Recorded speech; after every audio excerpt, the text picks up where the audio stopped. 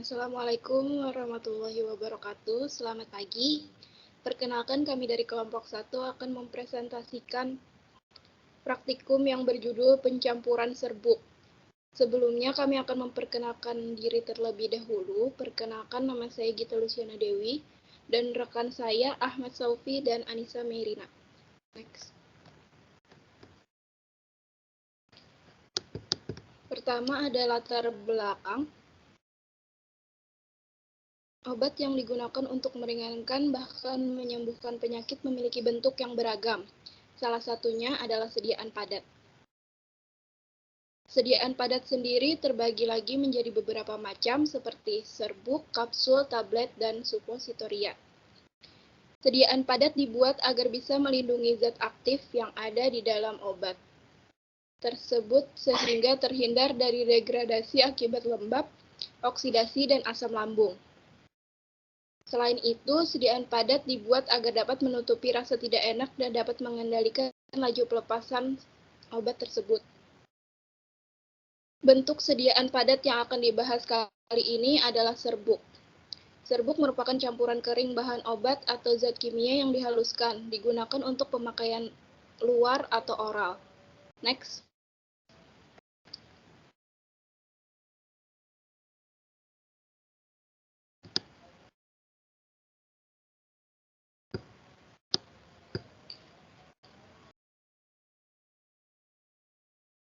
Kemudian ada pendahuluan. Pemberian bentuk sediaan yang tepat akan mempengaruhi efek obat tersebut terhadap penyakit yang diderita pasien. Next.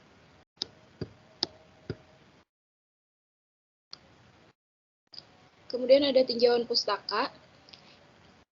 Ada pengertian serbuk. Serbuk merupakan zat kimia yang dihaluskan atau campuran kering bahan obat yang ditunjukkan untuk pemakaian oral atau pemakaian luar. Kemudian ada cara pencampuran serbuk. Hal-hal yang harus diperhatikan dalam membuat serbuk antara lain obat yang berbentuk kristal hendaknya digerus halus dulu. Kemudian obat yang memiliki khasiat keras dan jumlahnya sedikit dicampur dengan zat penambah atau konstituen dalam mortir. Obat yang jumlahnya sedikit atau volumenya kecil dimasukkan terlebih dahulu, dan obat yang berlainan warna diaduk bersamaan agar tampak bahwa serbuk merata. Kemudian ada macam-macam serbuk. Ada campuran dapat diklasifikasikan menjadi 3, yaitu campuran positif, campuran negatif, dan campuran netral. Campuran positif ini terbentuk ketika 2 atau lebih gas atau cairan miscible dicampur bersama-sama menggunakan proses difusi. Campuran negatif ini terbentuk ketika zat padat tidak terlarut dengan pembawa untuk membentuk atau ketika 2 zat cair tidak saling larut yang dicampur untuk membentuk emulsi. Campuran netral adalah seperti pasta, salep, dan serbuk. Produk ini bersifat statis dan komponennya tidak memiliki kecenderungan tercampur secara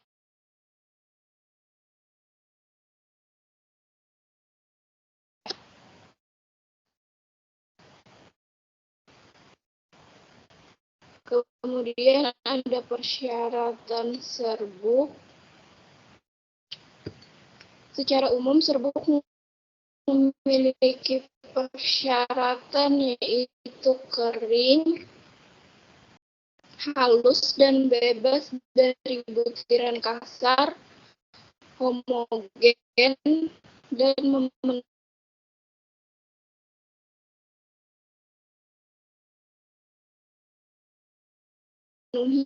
uji keseragaman buku. Next.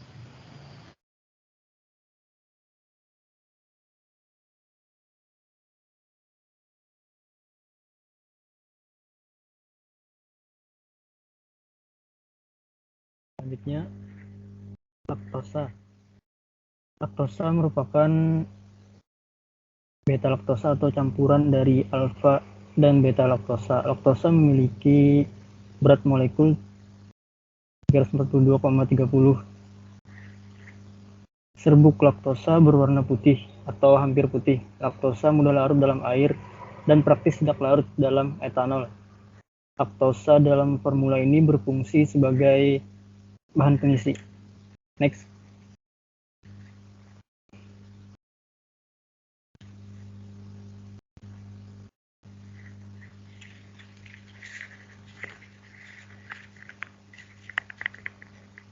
Natrium salisilat merupakan serbuk mikrohablur atau amorf atau keping. Tidak berwarna atau merah muda lemah. Memiliki bau khas lemah atau tidak berbau. Dan dipengaruhi cahaya. Laktosa mudah larut secara perlahan dalam air dan gliserin. Sangat mudah larut dalam air mendidih dan etanol mendidih. Larut secara perlahan dalam etanol. Natrium salisilat berfungsi sebagai analgesik antipiretik. Next.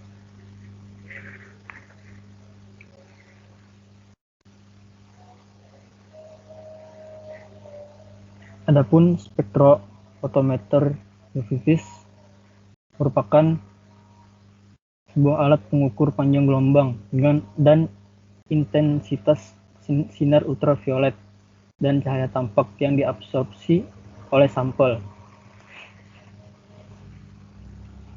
Sinar ultraviolet berada pada panjang gelombang 200 sampai 400 nanometer, sedangkan sinar tampak berada pada panjang gelombang 400 sampai 800 nanometer. Spektrofotometer UV-vis pada umumnya digunakan untuk menentukan jenis kromofor, ikatan rangkap yang terkonjugasi dan ausokrom dari suatu senyawa organik.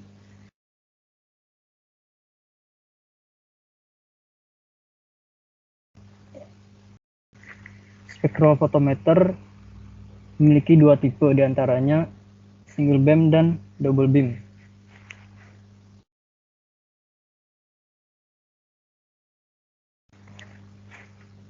Next.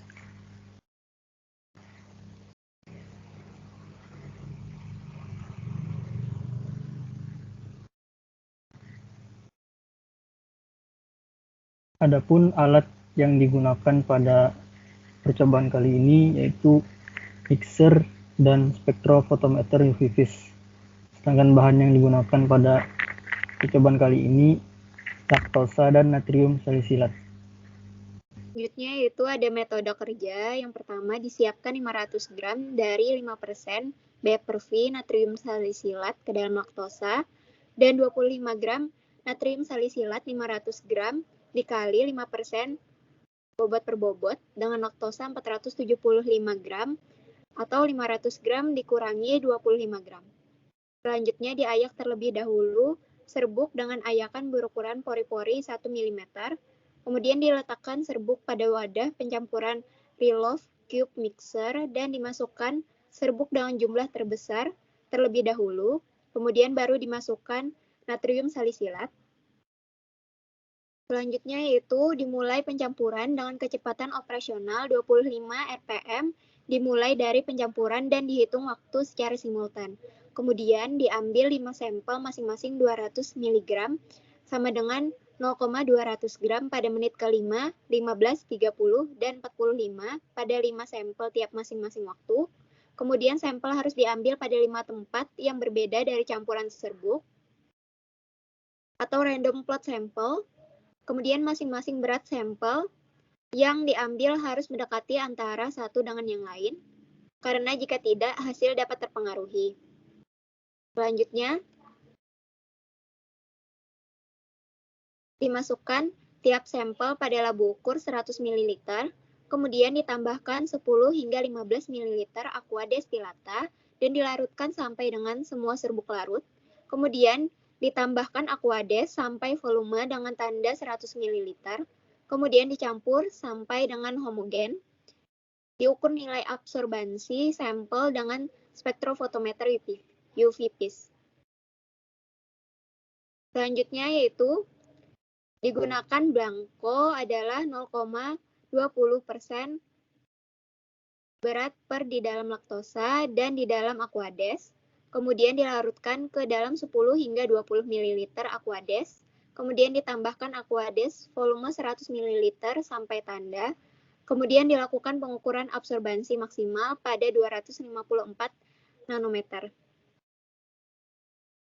Selanjutnya yaitu pengukuran kurva kalibrasi. Disiapkan larutan baku natrium salisilat 0,1 gram persen berat per volume ke dalam aquades. Kemudian diambil larutan standar pada 10, 20, 25, dan 35 ml. Digunakan pipet volume dari larutan baku. Kemudian dimasukkan ke dalam labu ukur 100 ml yang berbeda-beda. Kemudian ditambahkan aquades volume 100 ml sampai tanda. Kemudian diukur nilai absorbansi larutan standar aquades sebagai blanko pada panjang gelombang maksimal 254 nanometer. Sekian presentasi dari kami lanjutkan ke diskusi. Nomor 1, F-core blender mixer. Jenis ini ada 2 jenis, yaitu tanpa pisau tercampur dan yang memiliki pisau pencampur. Kapasitas mixer ini untuk yang kecil 20 kg dengan kecepatan rotasi 35 rpm, sedangkan yang besar kapasitasnya bisa mencapai 1 ton dengan kecepatan rotasi 15 rpm.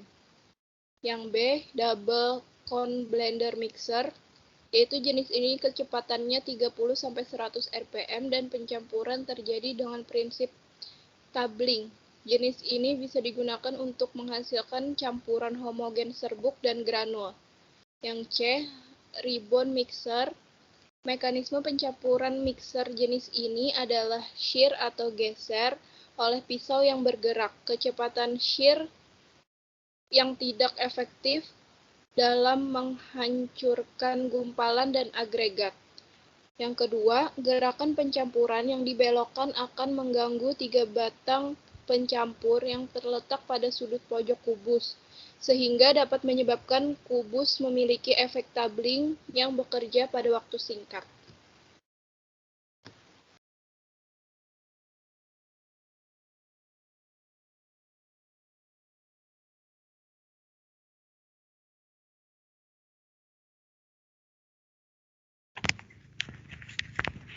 Nomor 3, serbuk perlu diayak terlebih dahulu dengan ayakan berukuran pori-pori 1 mikrometer karena pada umumnya serbuk halus melewati ukuran partikel 1 mm untuk menyeragamkan ukuran granul agar laju alirannya semakin bagus. Ukuran partikelnya diharuskan tidak melebihi 1 mm. 1 mm adalah ukuran maksimal partikel. Nomor 4. Jika berat masing-masing sampel berbeda jauh, maka hasil akan terpengaruh pada keseragaman bobot karena sampel harus memenuhi persyaratan. Selain itu, sampel harus memenuhi persyaratan akurasi dan presisi agar tidak mempengaruhi efek terapi obat.